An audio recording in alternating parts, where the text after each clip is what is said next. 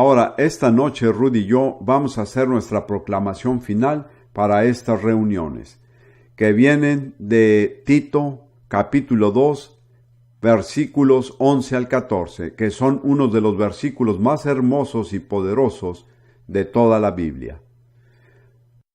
Porque la gracia de Dios que trae salvación a todos los hombres se manifestó, enseñándonos que, renunciando a la impiedad y a los deseos mundanos, vivamos en este siglo templada y justa y piamente, esperando aquella esperanza bienaventurada y la manifestación gloriosa del gran Dios y Salvador nuestro Jesucristo, que se dio a sí mismo por nosotros para redimirnos de toda iniquidad y limpiar para sí un pueblo propio, celoso de buenas obras. Amén. Qué pensamiento tan tremendo, ¿no es así? Que Jesús se esté purificando para sí su propio pueblo especial. Ahora, mi tema esta noche es cómo vivir en un mundo que se derrumba. Tengo 78 años, como bien saben. La primera parte de mi vida la viví principalmente en Gran Bretaña. También viví en Kenia, en Israel, en los Estados Unidos. He vivido en muchas partes del mundo. Mi perspectiva personal por las Escrituras y por la vida que he vivido es que el mundo se está derrumbando. Cada día se anuncia en el periódico que la situación está fuera de control. Los políticos no pueden controlarla, los científicos no pueden controlarla, los especialistas tampoco pueden controlarla. Ahora, me puedo tomar todo el mensaje solo demostrando que el mundo se está derrumbando. Pero no quiero hacerlo porque prefiero darles mi respuesta a ello, que es cómo vivir en un mundo que se derrumba.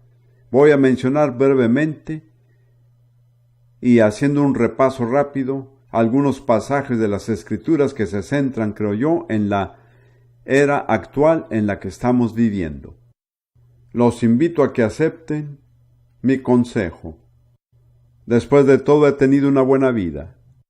No ha sido fácil, pero como dijo el salmista, las cuerdas me cayeron en lugares deleitosos. Y siento profunda preocupación por cualquier persona mayor de 18 años de edad que se enfrenta a la vida y tiene que tomar decisiones y que no sabe exactamente qué camino tomar.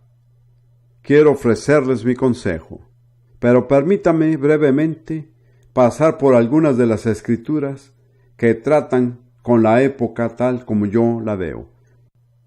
En Lucas 17, versículos 26 al 30, Jesús nos describe cómo va a ser todo en los últimos días.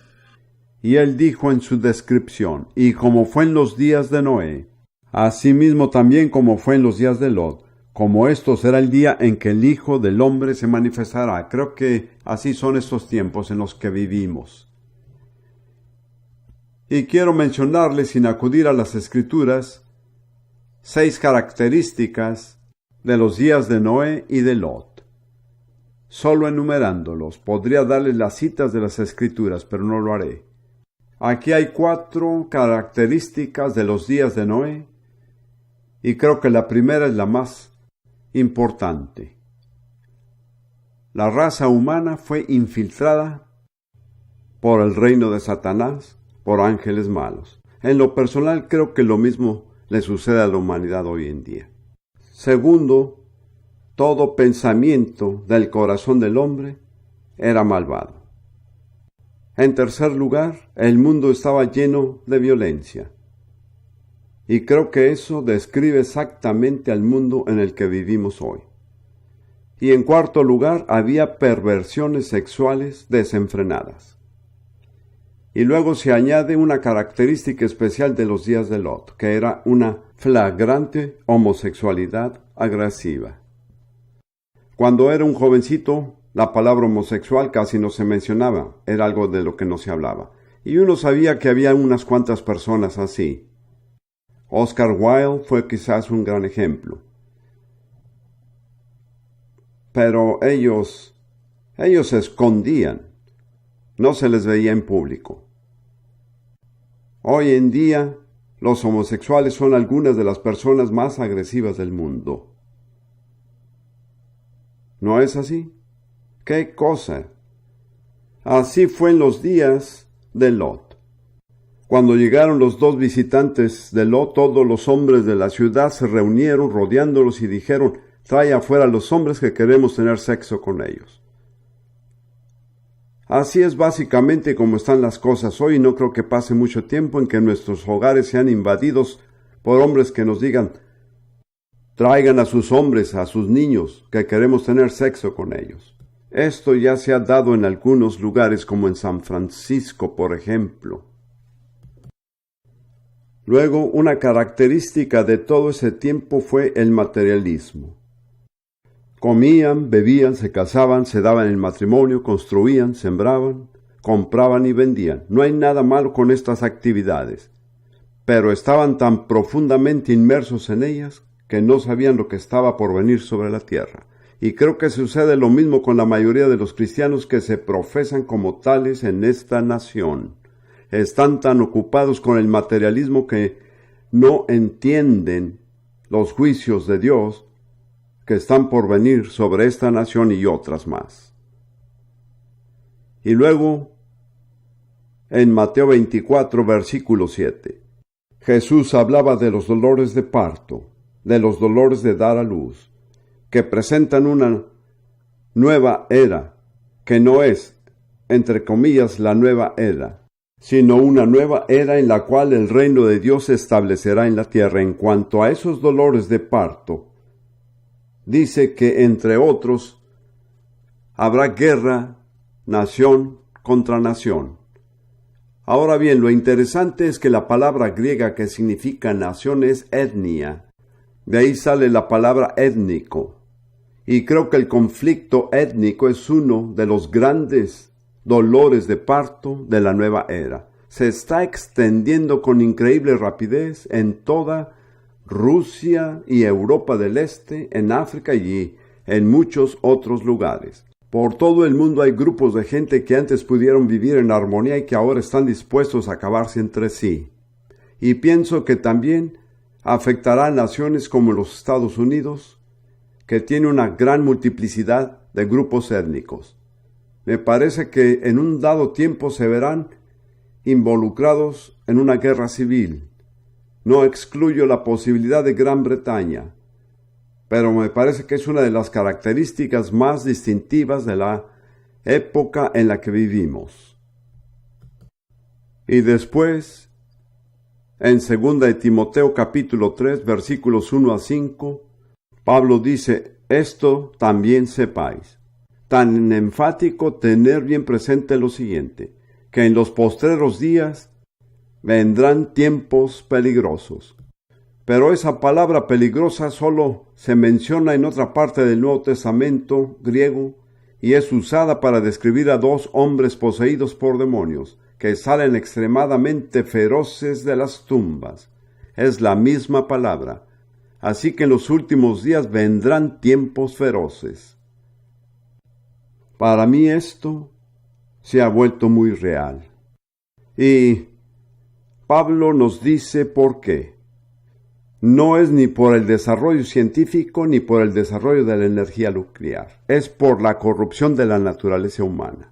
Y Pablo dice que habrá hombres y enumera 18 defectos morales y éticos que caracterizan a la humanidad al fin de esta era. Y si se fijan bien en la condición que está el mundo en el día de hoy, podrán verlos claramente. Algo que llegué a entender por las Escrituras hace varios años es lo siguiente: la corrupción es irreversible. Permítanme dar un ejemplo sencillo. Imaginémonos un bonito durazno completamente maduro y listo para comerse. Pero si se deja, comienza a descomponerse y a podrirse. porque se encuentra en ello la fuerza de la corrupción, y nada puede revertir esa fuerza. Pueden meter el durazno en el refrigerador, y el refrigerador retrasará el proceso de la corrupción, pero no lo revertirá. Perdónenme por decir lo siguiente, pero algunas iglesias son como los refrigeradores. Estas retrasan el proceso, pero no lo revierten.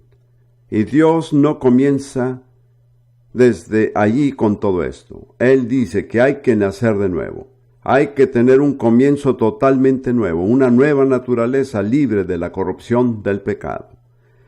Y curiosamente, de los 18 defectos que enumeró Pablo, el primero es que los hombres serán amadores de sí mismos.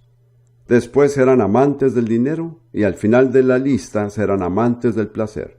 ¿Pueden pensar en 3 cosas que puedan describir mejor la cultura en la que vivimos hoy? El amor de sí mismo, el amor al dinero y el amor al placer. Pero la clave a todo esto es el amor a sí mismo. Me parece que es la raíz que nutre al resto. Cuando empezamos a amarnos a sí mismos, más que a nadie o cualquier otra cosa, la sociedad se descompone. Es el amor a uno mismo que quiebra una familia y que destruye el matrimonio. El hombre le dice a su esposa: si no te gusta la forma en que vivo, puedo encontrarme otra esposa. La esposa le dice lo mismo a su marido. Y los padres dicen: queremos vivir a nuestro antojo, no queremos estar atados con la responsabilidad de los niños. Es el amor a uno mismo. Y va más allá, aún más allá. En la situación política de los Estados Unidos de hoy, básicamente, la política está dominada por varios grupos que presionan, y todos siguiendo sus propios objetivos. Muy pocos tienen una preocupación real por el bienestar de los Estados Unidos. ¿Cuál es el problema? El amor a uno mismo. Pienso que de ahí viene la destrucción de la familia, y de la destrucción de la familia viene el colapso de la sociedad, y del colapso de la sociedad viene la anarquía. Y si estoy en lo correcto, de la anarquía viene la tiranía, el despotismo y la dictadura. Y pienso que muchas democracias que se caen y no pueden mantenerse unidos, acaban cediéndole el paso a la dictadura. Y habrá una última dictadura, la peor de todas, el reinado del anticristo. Creo que es hacia donde nos dirigimos, y creo que todo esto se puede dar antes de que este siglo se acabe. No estoy diciendo que así sea, pero sí creo que es posible.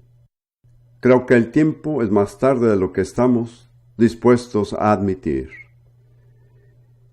Ahora, podrán decir que la historia está llena de ejemplos de todas las cosas que he estado mencionando, y es cierto, pero creo que ninguno de estos está a la misma escala ni en la misma manifestación global que se ve el día de hoy. Pero permítame que les mencione una característica completamente única de esta era, que nunca antes se había dado desde el primer siglo. Desde el primer siglo hasta el siglo XX hay una cosa que ha sucedido que nunca antes había sucedido, y es el reencuentro de los judíos en su propio país, la restauración del Estado de Israel. No hay algo semejante a eso en cualquier siglo anterior, y creo que es la indicación definitiva de lo cercano que estamos al fin de la era. Alguien dijo que los judíos son el minutero del reloj profético de Dios, y como yo veo el reloj, el minutero está situado a unos minutos de la medianoche. Permítame leer solo un pasaje de Jeremías para corroborar lo que he dicho. En Jeremías capítulo 30, versículo 3, Dios dice: porque he aquí que vienen días, dice Jehová, en que tornaré la cautividad o el exilio de mi pueblo Israel y Judá, ha dicho Jehová, y harélos volver a la tierra que di a sus padres, y la poseerán. Ahora, Cualquiera que tenga un conocimiento de la Biblia sabe sin duda que solo hay una tierra que Dios le dio a los antepasados del pueblo judío, y es la tierra que el día de hoy se llama Israel, y les diré que la restauración del nombre de Israel es una de las características más significativas de nuestra época. Mi primera esposa y yo, Lidia, vivíamos en Jerusalén cuando se originó el Estado de Israel, y hasta casi el último momento debatían qué nombre ponerle, y estaban muy a favor de ponerle el nombre de Judea. Pero como verán, se contraponía a las Escrituras, ya que Dios dice que cuando regresen ya no serán dos reinos, el reino de Judá y el reino de Israel. Habrá un solo reino, y al último momento se escogió el nombre de Israel. Dios se involucró en todo. Ahora, conectando esto, al final de Jeremías capítulo 30, el Señor dice: en el fin de los días entenderéis esto. Así que la restauración del pueblo judío en su propia tierra es algo que indica que estamos en los últimos días. Ahora, vamos a la pregunta práctica. Y esto se dirige a todos los que están aquí, incluso a aquellos que son mayores que yo, pero principalmente se dirige a los jóvenes, de 15 años en adelante. Tengo una gran preocupación por ustedes, porque están por entrar a un mundo que se encuentra en estado de caos, y no hay nada realmente permanente o totalmente confiable al que puedan acudir. Yo crecí en este país entre la Primera Guerra Mundial y la Segunda, y había muchos problemas. Había pobreza, había opresión de los ricos sobre los pobres, había mucho esnovismo. Había crisis políticas, pero básicamente Gran Bretaña era un país muy seguro. Uno sabía a dónde pertenecía, se sabía de qué esperar, uno sabía que se podía confiar en la policía y básicamente no había mucha corrupción política. Todo eso ha cambiado totalmente. Ha cambiado en tan poco tiempo. Así que aquellos de ustedes que tienen 15 años o más están entrando a un territorio inexplorado. No existe ningún mapa humano real que pueda decirles qué camino tomar o qué esperar. Yo creo que en la Biblia hay consejos que les permitirá tener éxito en sus vidas. En el verdadero sentido de la palabra, creo que Dios quiere que todo creyente tenga éxito. No hablo de tener notables riquezas o incluso de ser altamente capacitado, pero creo que cada hijo de Dios nace para superar, nace para enfrentar el reto de la vida y superarlo. Nace para llevar una vida que en última instancia dejará las consecuencias con la importancia eterna de estas. Esa es mi perspectiva de lo que es ser un hijo de Dios. Pero van a tener que seguir el consejo de la palabra de Dios. Saben, una de las cosas más importantes es de dónde consigue uno su consejo. El primer versículo del primer salmo: bienaventurado el varón que no anduvo en consejo de malo. Y realmente marca bien la pauta entera para el libro de los Salmos. Y les pregunto esta noche, ¿de dónde consiguen su consejo? ¿Quién les aconseja? ¿Quién orienta su forma de pensar? ¿Cuál es la fuente de su consejo? ¿Acaso es algún tipo de ideología secular? ¿O algún tipo de conocimiento superior? Yo estuve en entornos de conocimientos elevados. Tengo que decir que logré entrar a un lugar en el mundo de la educación superior. Y les voy a comentar algo de las universidades. Son lugares muy cerrados. Son como pequeñas islas y en muchos sentidos están aisladas de las realidades de la vida.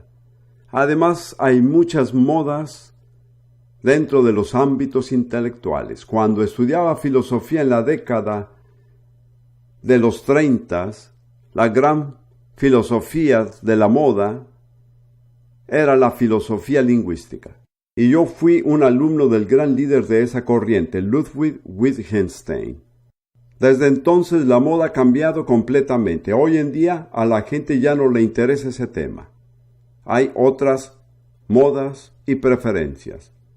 Pero créame, si dependen de la sabiduría humana para guiarlos, terminarán en una confusión. Solo hay una fuente confiable de guía, y esa es la Biblia. Así que quiero ofrecerles unas palabras de consejo de la Biblia. Antes que nada, mientras que estudiaba este mensaje, me di cuenta de que no tenía yo nada nuevo que decir, y que la Biblia ya lo había dicho todo. Lo único que me corresponde es subrayar lo que la Biblia ya ha dicho. La Biblia es un libro atemporal. Se aplica en cualquier edad, en cualquier cultura, a cualquier grupo de personas. He tenido el privilegio de enseñar la Biblia estando entre muchos diferentes tipos de nacionalidades, culturas e idiomas.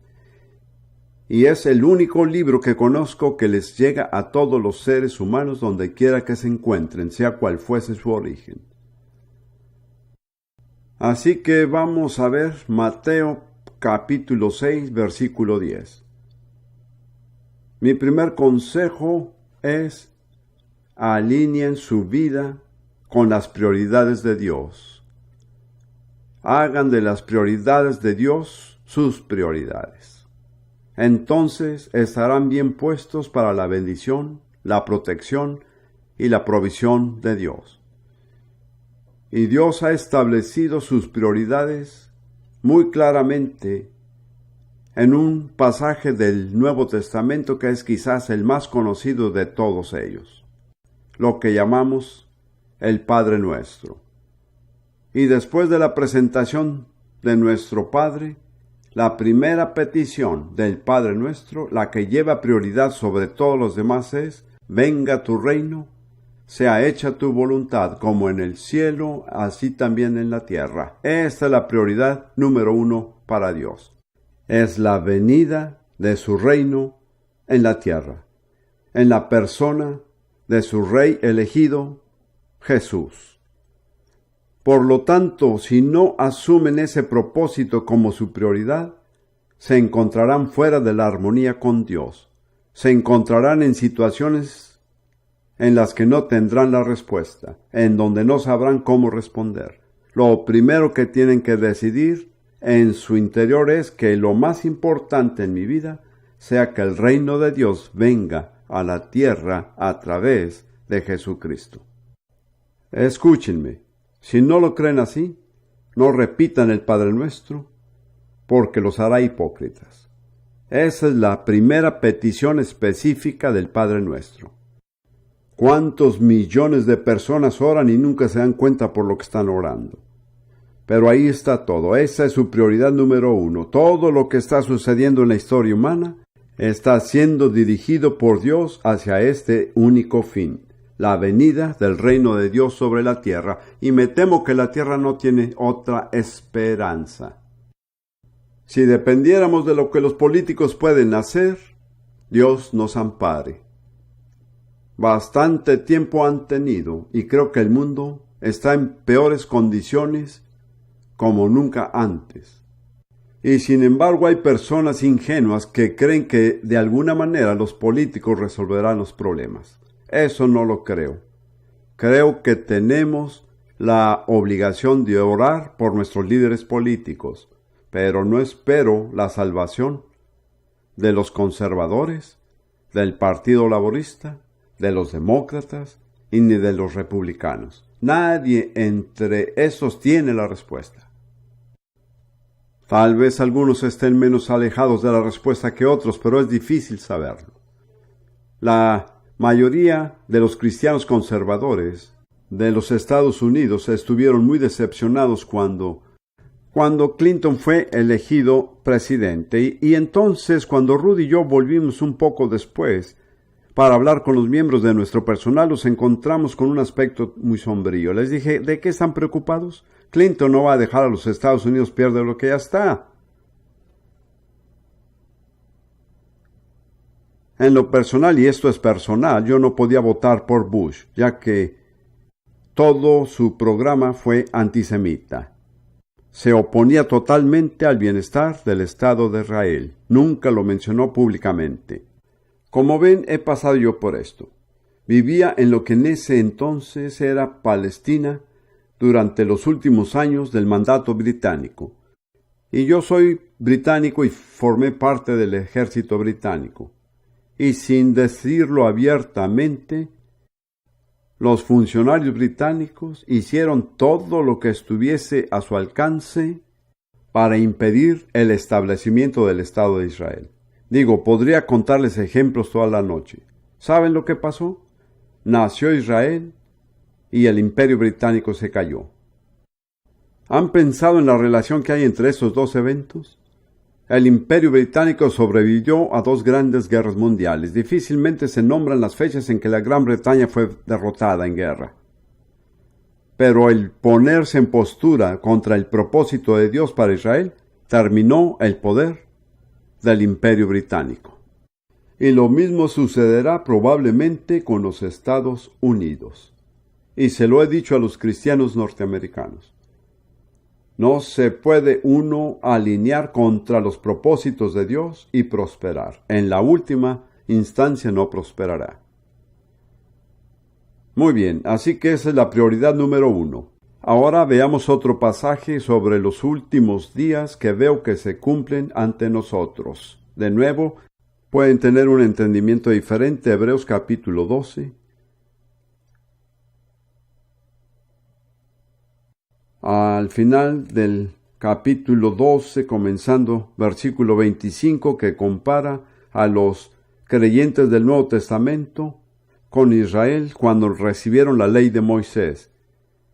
Y dice en Hebreos 12, comenzando en el 25, mirad que no desechéis al que habla, se refiere a Dios, porque si aquellos no escaparon que desecharon al que hablaba en la tierra, mucho menos nosotros si desecháramos al que habla de los cielos. Es Dios quien habla desde los cielos, por medio de su Hijo Jesucristo, la voz del cual entonces conmovió la tierra, mas ahora ha denunciado diciendo aún una vez, y yo conmoveré no solamente la tierra, mas aún el cielo. ¿Lo creen?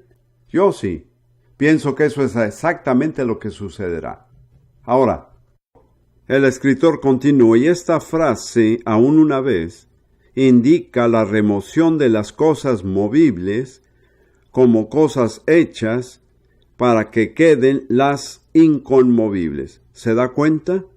El propósito de Dios al permitir que el mundo entero tiemble es para demostrar las cosas que son inconmovibles. Y luego continúa diciendo, así que recibiendo nosotros un reino inconmovible, tengamos gratitud y mediante ella sirvamos a Dios agradándole con temor y reverencia. Solo hay un reino que no puede ser sacudido. No es el reino de Gran Bretaña, no es un reino terrenal, es el reino de Dios, es el reino que está fundado en Jesucristo. Y Jesús dijo que si se construye sobre esta base, ninguna tormenta destruirá lo que han construido. Todo lo que pueda ser sacudido, será sacudido, y la mayor parte de esto será sacudido. Pregúntense, ¿cuáles cosas pueden ser sacudidas? Bueno, en primer lugar, los gobiernos. Difícilmente existen gobiernos en esta tierra que no estén siendo sacudidos. ¿Y entonces qué hay de los bancos?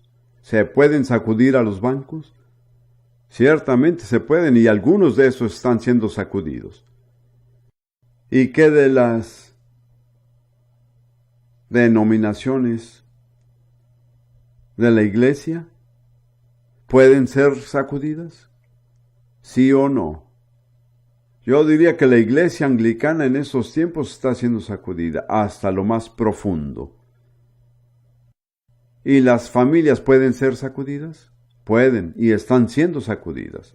Y las únicas familias que podrán durar son las que están edificadas sobre la roca, Jesucristo. Dios lo clasifica todo dentro de dos categorías: aquellas cosas que pueden ser sacudidas y las cosas que no pueden ser sacudidas. Usted y yo debemos saber dónde estamos ubicados. ¿Realmente nos encontramos en el reino que no puede ser sacudido? Si no es así, vamos a sufrir. Todo va a ser sacudido, pero el reino de Dios pasará inmutable a través del sacudimiento. Créame, no estaremos exentos de la sacudida, pero el resultado será diferente en nuestras vidas. Permaneceremos de pie, mientras que todo lo demás a nuestro alrededor se derrumba.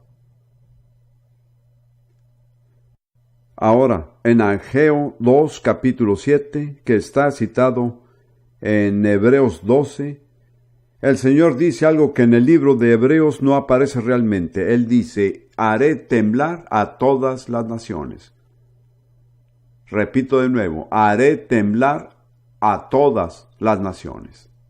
¿Se incluye a Gran Bretaña? ¿Se incluye a los Estados Unidos? ¿Se incluyen a las naciones de Europa? Seguro que sí. Dios va a hacer temblar a todas las naciones. Será mejor que estén preparados. Ahora, hay un tipo de persona que no puede ser sacudida. Y se encuentra en Primera de Juan, capítulo 2. Primera de Juan, capítulo 2, comenzaremos en el versículo 15.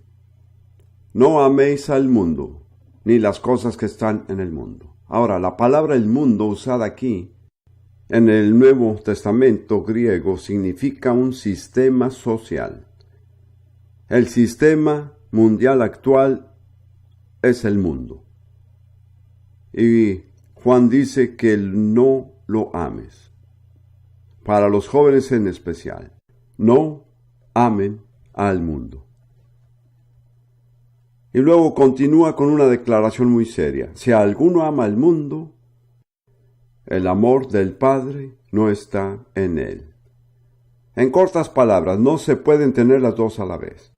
No puede amar al mundo y amar a Dios. ¿Se acuerdan que prediqué sobre el amor de Dios, que es un amor celoso? Él no compartirá su lealtad con el mundo. Tiene que decidirse.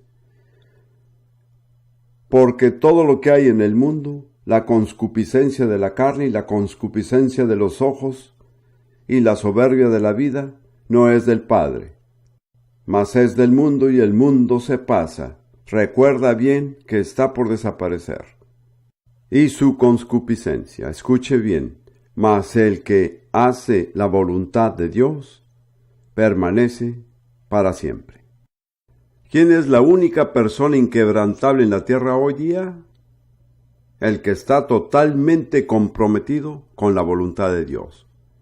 Y si desean tener un futuro exitoso en el mundo de hoy, mi consejo para ustedes es que desde esta noche en adelante, si es que nunca lo han hecho antes, se comprometan sin dudar a la voluntad de Dios en sus vidas. Y han de permanecer, serán inquebrantables. Serán inquebrantables así como la misma voluntad de Dios, porque será identificado con la voluntad de Dios. Entonces, de la misma forma, permítanme recomendarles que es parte de la misma verdad, que mantengan las prioridades correctas, porque sus prioridades deciden su vida. Aquellas cosas a las que le dan la máxima prioridad en sus vidas son las cosas que apartan nuestro tiempo. Hay personas que dicen: no dispongo ni de un momento para la Biblia, pero sí tienen tiempo para comer. En lo que usted ocupe su tiempo, indica cuál es su prioridad. Y no digo que comer sea malo, pero sí afirmo que la Biblia es más importante que la comida. Así que aquí está el consejo de Dios sobre las prioridades. Es del mismo capítulo 6 de Mateo, versículo 33, conocido por muchos de ustedes. Mas buscad primeramente el reino de Dios y su justicia, y todas estas cosas os serán añadidas. Todas estas cosas son lo que uno necesita para la vida diaria: la comida, ropa, una vivienda, el transporte, lo que sea. Dios dice que si primero buscas mi reino, yo me encargo de cualquier otra necesidad en tu vida. Ahora, yo llevo 52 años siendo cristiano, y básicamente, aunque he tenido mis momentos de debilidad y mis tentaciones, he vivido de acuerdo con ese principio. Y quiero declararles a todos esta noche que Dios ha sido muy fiel. Él me ha dado todo lo que necesito. Mis queridos hermanos y hermanas, no se trata de proponerles una teoría. Es una realidad basada en las Escrituras y confirmada por la experiencia propia, y veo a otros aquí que podrían decir lo mismo. Hemos buscado primero el reino de Dios y Él se ha encargado de todas las otras necesidades en nuestras vidas. ¿No es así? ¿Cuántos por experiencia propia dirían un amén? Que Dios los bendiga. Muy bien, así que este es mi primer consejo. Busquen las prioridades correctas. Busquen alinearse con la voluntad de Dios de esta noche en adelante. Si nunca han sido confrontados con este tema, pues claramente están siendo confrontados con ello ahora tanto como los puedo confrontar yo a ustedes. Ahora, la segunda prioridad de Dios está directamente relacionada con la primera. Dios va a establecer un reino en la tierra, pero Él está buscando un pueblo que comparta su reino. Entonces, la segunda prioridad de Dios es un pueblo para el reino de Dios. Y Rudy y yo citamos esa hermosa escritura. Creo que sería mejor que vengas para repetirla.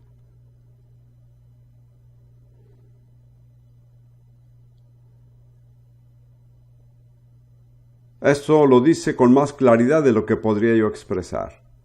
Porque la gracia de Dios que trae salvación a todos los hombres se manifestó, enseñándonos que, renunciando a la impiedad y a los deseos mundanos, vivamos en este siglo templada y justa y piamente, esperando aquella esperanza bienaventurada y la manifestación gloriosa del gran Dios y Salvador, nuestro Jesucristo, que se dio a sí mismo por nosotros para redimirnos de toda iniquidad y limpiar para sí un pueblo propio, celoso de buenas obras. Esa es la segunda prioridad de Dios, su propio pueblo especial. Y en ese pasaje dice que Jesús va a purificar su pueblo. Pero hay otra parte más. Vayan a la primera epístola de Juan, capítulo 3, versículo 1 al 3.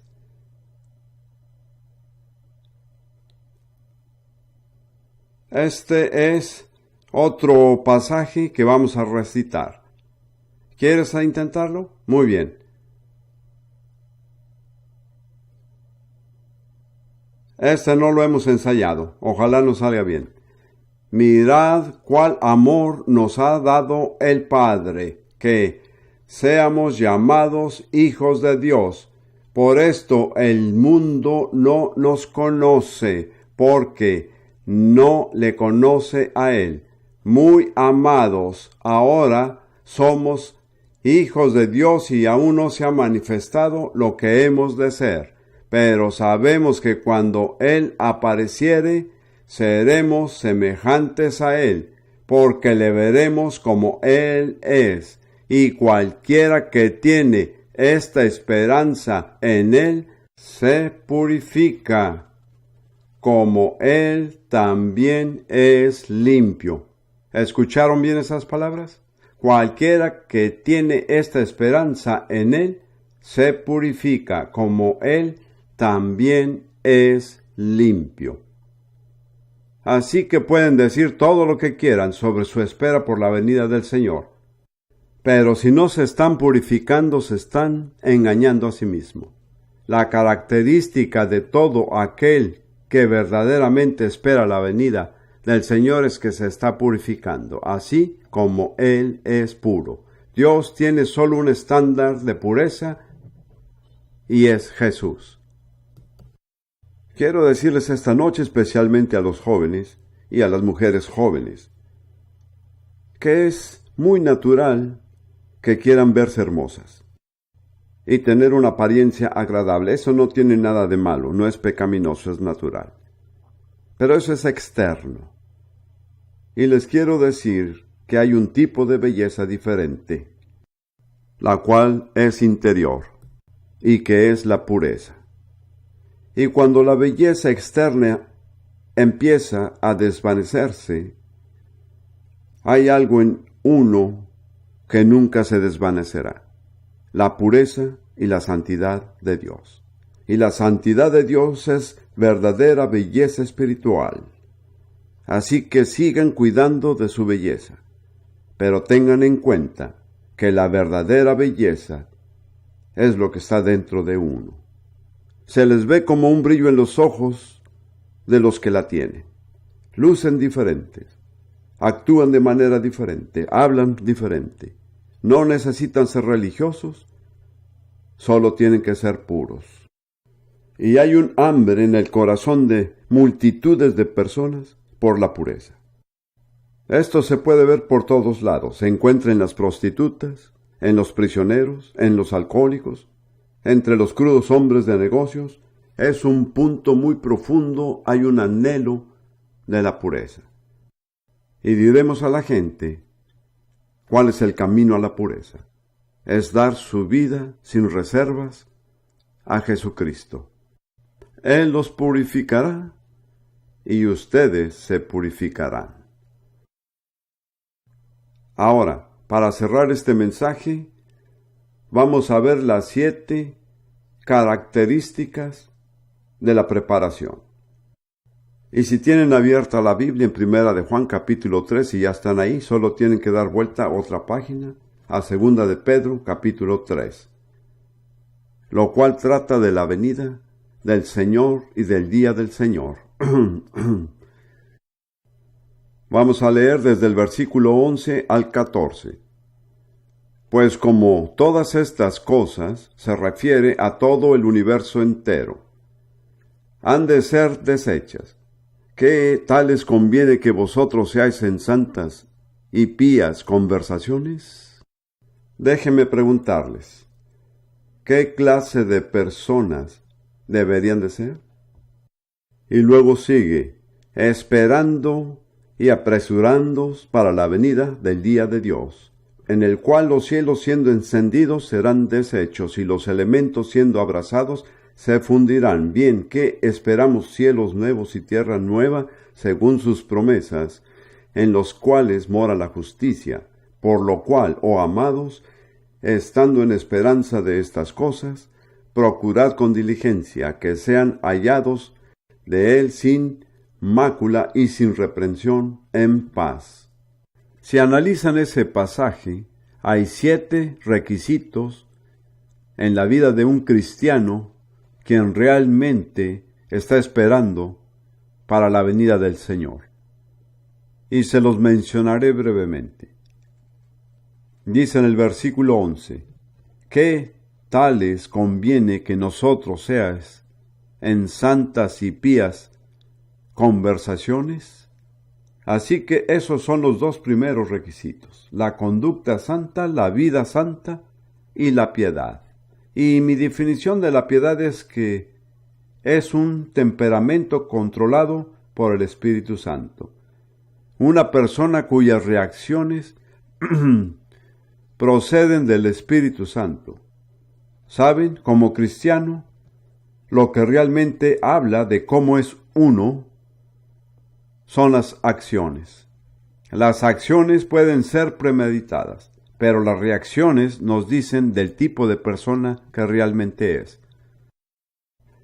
La piedad reacciona de la misma forma que el Espíritu Santo.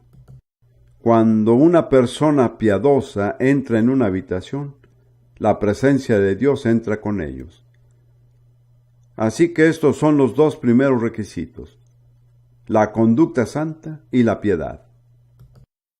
Y después pasamos al versículo 12, con dos requisitos más: esperando y apresurándoos para la venida del día de Dios. Y bien, si tienen la antigua versión autorizada, allí dice apresurarse, pero las traducciones modernas son más precisas y son mucho más emotivas. No nos apresuramos, más bien apresuramos la venida del día de Dios. Así que hay dos requisitos más. Número 1, esperando. Pongan el dedo sobre segunda de Pedro, pero si gustan pueden pasar a Hebreos capítulo 9.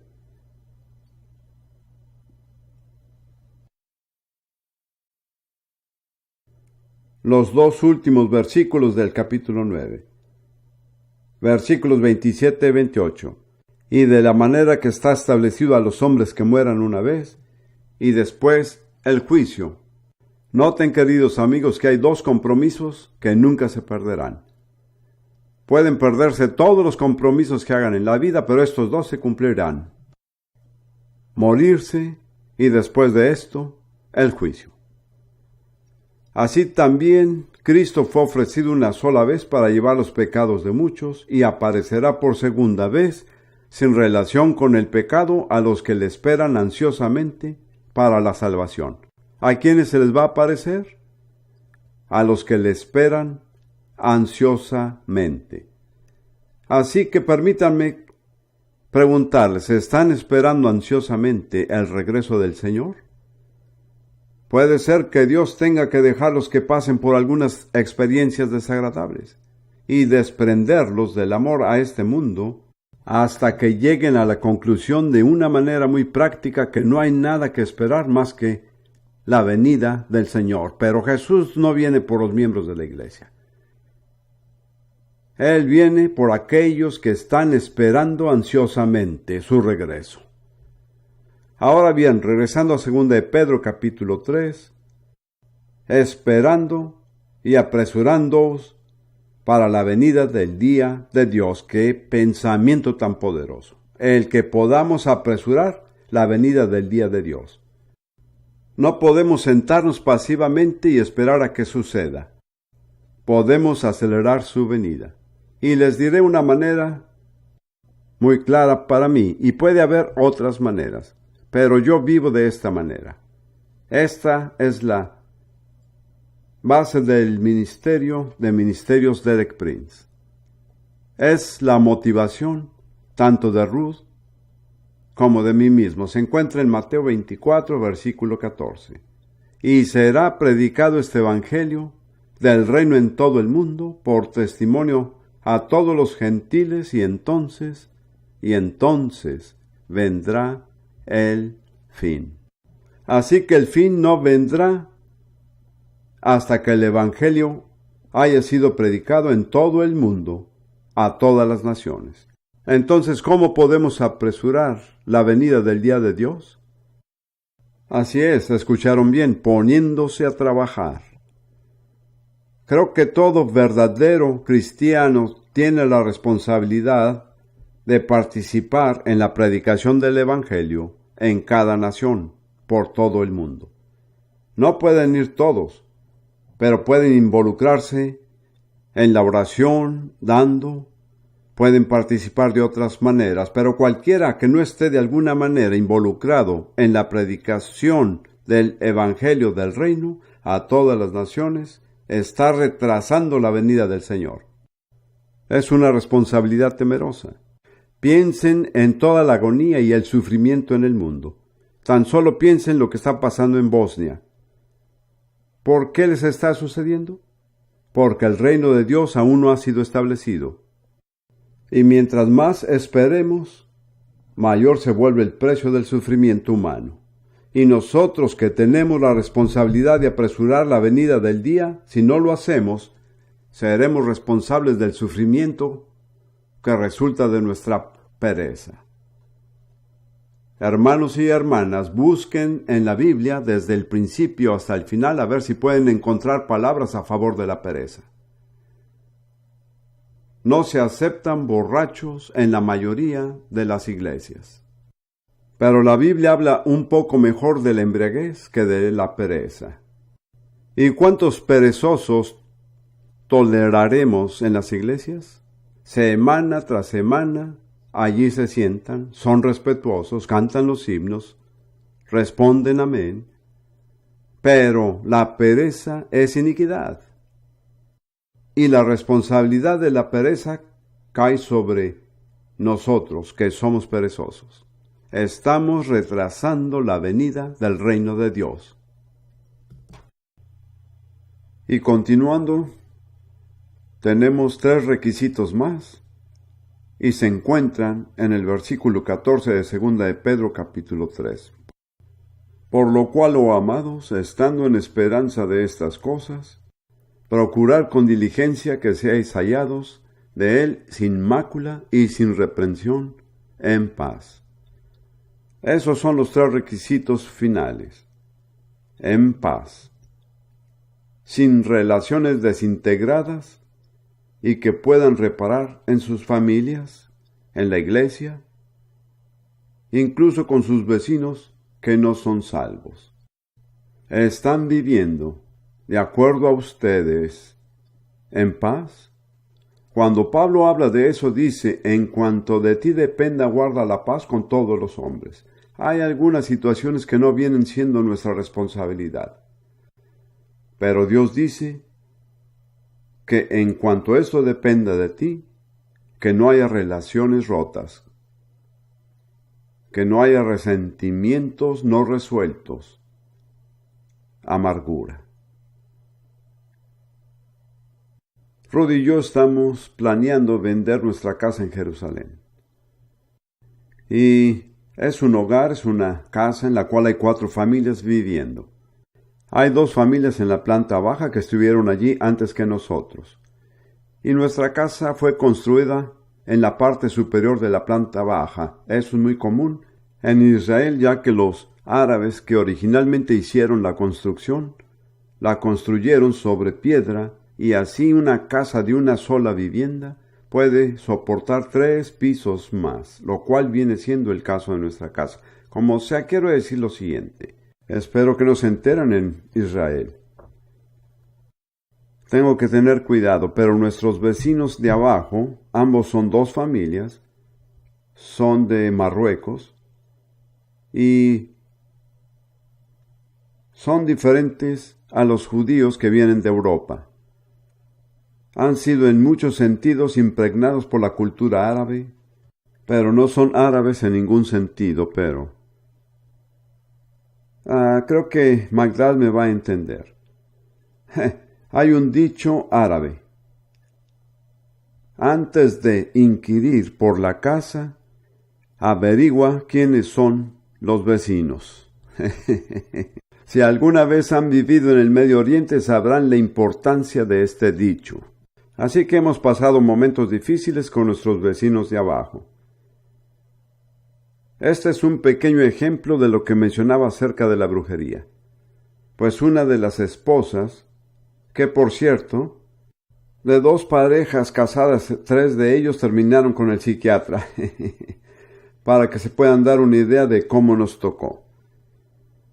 Pero como sea, una de las señoras de abajo parece que tiene un tipo de personalidad doble. A veces nos mostraba verdadero amor. Cuando Ruth fue llevada en una ambulancia al hospital hace como unos 6 años, salió corriendo, la abrazó y la besó.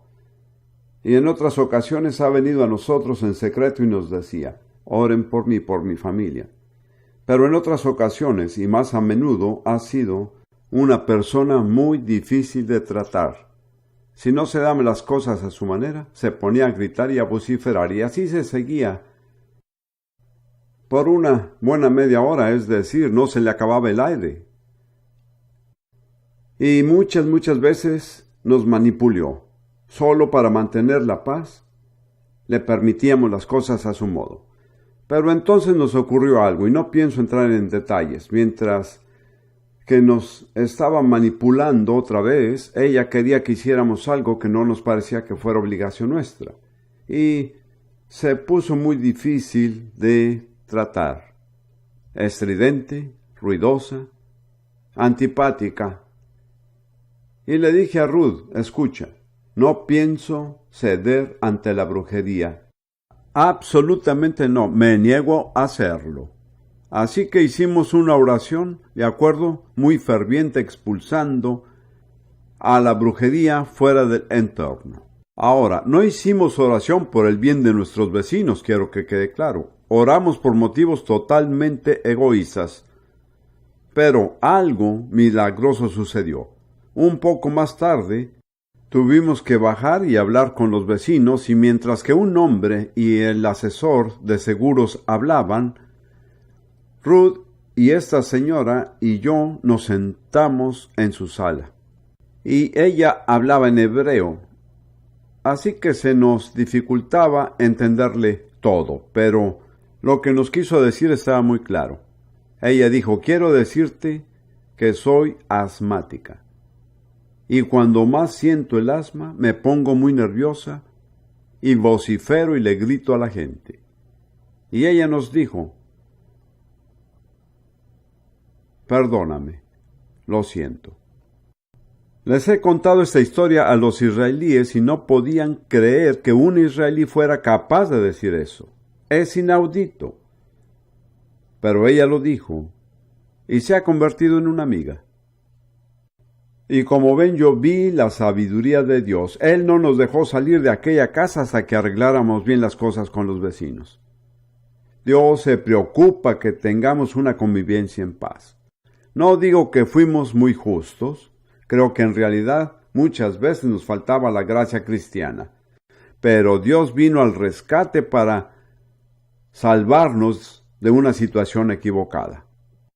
Así que quiero preguntarles, ¿cómo están las cosas entre ustedes y sus vecinos?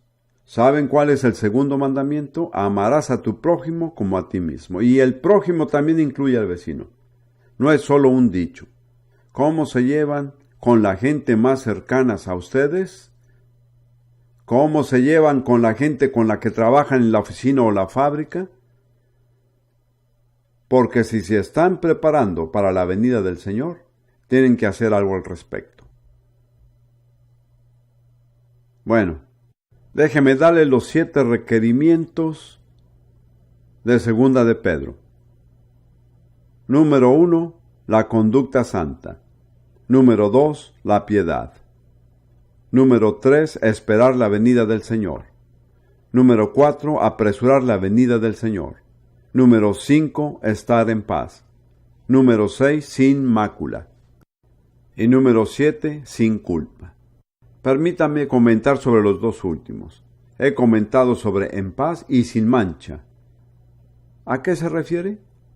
Bueno, Jesús era el Cordero de Dios, sin mancha y sin mácula. A mi entender, eso significa que Él estaba sin pecado original personal.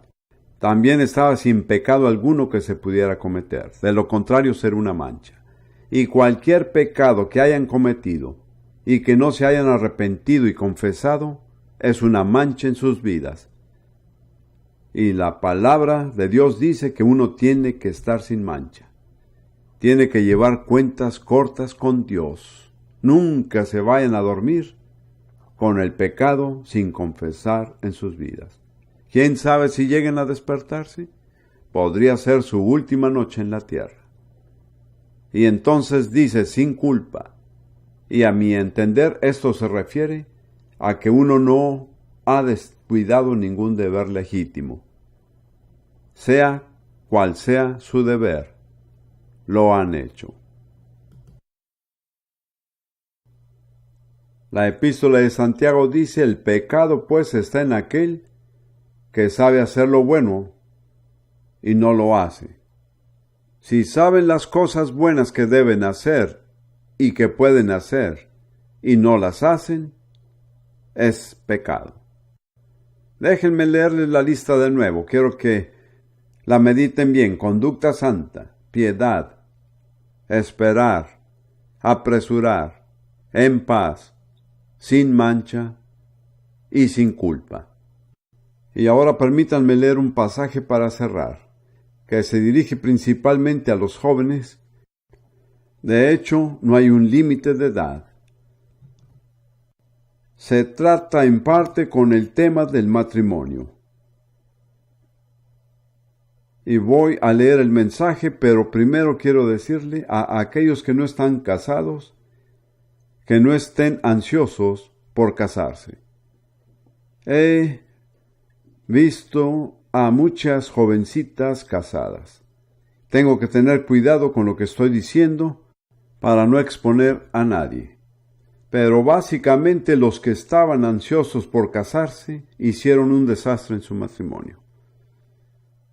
Y los que esperaron la indicación de Dios han tenido matrimonios exitosos. No tengan prisa por casarse.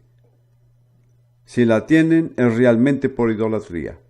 El matrimonio se ha convertido en un ídolo que toma el lugar de Jesús en sus vidas. No estoy diciendo que sea malo casarse, sería ridículo decirlo porque he estado casado 2 veces y estoy satisfecho. Pero permítame que les lea lo que Pablo dice en 1 Corintios, capítulo 7, en el versículo 29. Y es increíble que Pablo escribió esto hace aproximadamente 19 siglos y son tan ciertos hoy. 1 Corintios 7, 29. Esto empero digo, hermanos, que el tiempo es corto. Si fuese corto en ese entonces, ¿cuánto más ahora?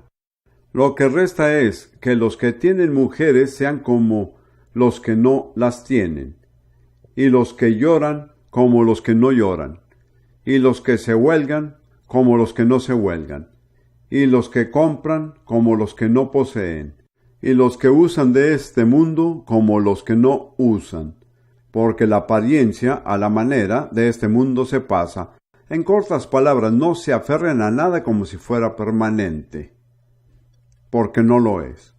Vivan con un sentido de impermanencia en cada cosa material que les rodee y en cada relación humana. Y continúa diciendo, versículo 32. Quisiera pues que estuvieseis sin congoja, sin ansiedad, sin preocupación. El soltero tiene cuidado de las cosas que son del Señor, como ha de agradar al Señor. Empero, el que se casó tiene cuidado de las cosas que son del mundo, como ha de agradar a su mujer. Ahora, Pablo no está hablando contra el matrimonio. Tiene muchas cosas buenas que decir sobre el matrimonio. A lo que él se refiere es que el matrimonio no debe ocupar un lugar de importancia que no le corresponde. No lo hagan su ambición. No salgan a buscar una esposa o un marido. He estado casado 2 veces y en ambos casos Dios me trajo a la mujer de su elección a mí. Nunca salí a buscarla. Y si se fijan en las historias románticas de la Biblia, casi siempre es verdadero que Dios le trae la novia al novio. Él le trajo Rebeca a Isaac y le trajo Ruth a Boaz. Confíen en Dios. Él puede escogerle a uno mucho mejor que uno puede escoger por sí mismo. He dicho muchas veces que Dios nunca me permitió elegir a mi propia esposa. Él siempre me mostró claramente y de forma sobrenatural con quién iba a casarme. Ahora no digo que así sea para todos, pero reconozco que yo mismo soy pésimo para discernir un carácter humano. Tiendo a situarme en lo abstracto. También me creo todo lo que la gente dice, y eso está mal. Soy una persona sincera, digo lo que pienso. Asumo que la gente dice lo que piensan, pero no siempre es así. Así que Dios me protegió de mí mismo, y le doy gracias por ello. Cada uno de mis matrimonios ha sido feliz y exitoso. Pero no pongan el matrimonio antes del Señor. No pongan nada antes del Señor. No se aferren a nada como si fuera permanente, porque no lo es. Porque si se aferran y llegan a perderlo, van a sufrir emocionalmente, quizás espiritualmente. Ahora he llegado al final de mi mensaje para cerrar. Pero quiero terminar con una aplicación práctica. Vamos a regresar a Mateo 24:14. Y será predicado este evangelio del reino en todo el mundo, por testimonio a todos los gentiles, y entonces vendrá el fin. Creo que eso obliga a todo cristiano sincero a comprometerse totalmente de una manera u otra con la predicación del evangelio del reino en todo el mundo. Hay muchas maneras diferentes de comprometerse, pero quiero hablarle por un momento a la gente, principalmente a los jóvenes, pero no necesariamente a ellos, que pueden entregar sus vidas a esta tarea. No necesariamente se tiene que ser misioneros o evangelistas. El reino de Dios necesita secretarios, administradores, cocineros, pilotos aéreos y mucha gente diferente, y cada uno de ellos es tan importante como el otro. Por lo tanto, si les está hablando Dios esta noche y sienten de cierto modo que realmente no saben lo que les espera en la vida, que en realidad no conocen su razón de vivir, que no están sinceramente comprometidos con algo que exige su lealtad completa. Quiero pedirles esta noche si pueden poner su vida en las manos del Señor y decir: aquí estoy, Señor, completamente disponible. Hay una canción que cantan en la iglesia anglicana a la que asistimos en Jerusalén, y las primeras palabras del coro dicen: aquí estoy, completamente disponible. Lo puedo decir ahora con la conciencia limpia.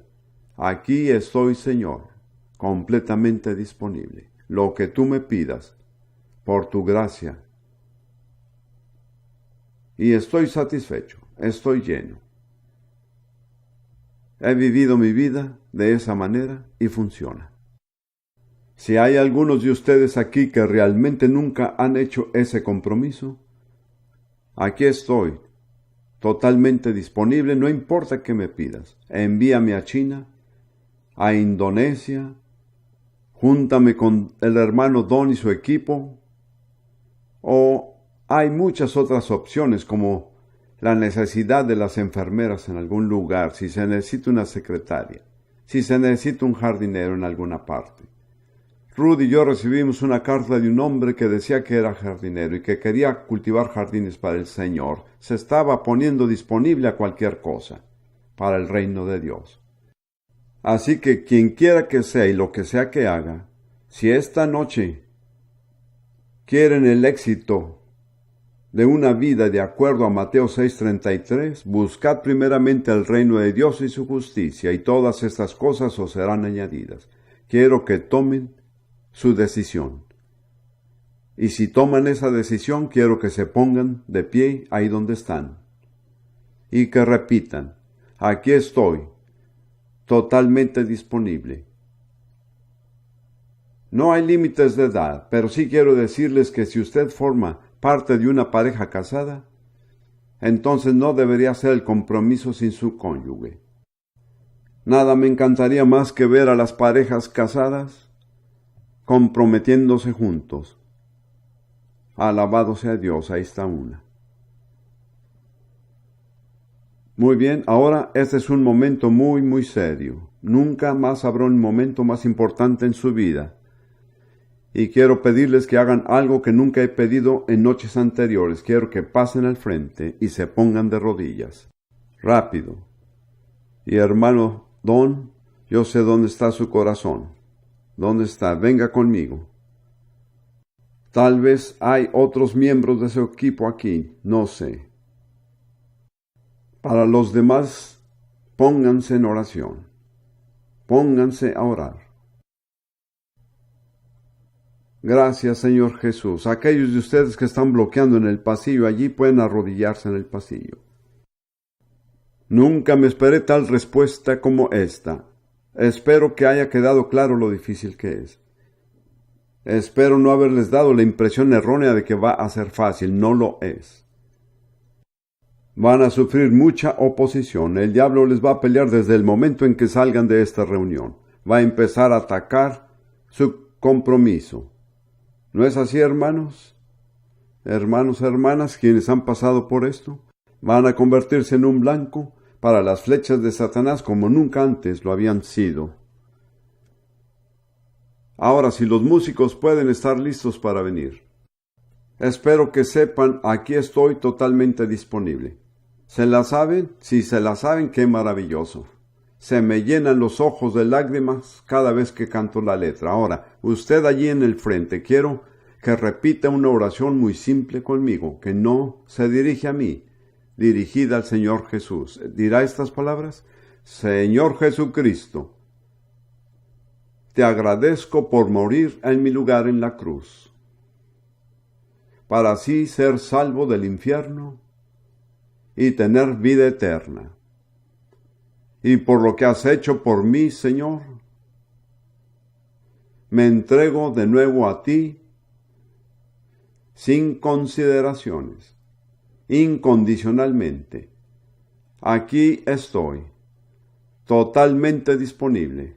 Tómame, Señor, y haz de mí lo que quieras que yo sea, para tu gloria, Señor. En el nombre de Jesús. Amén.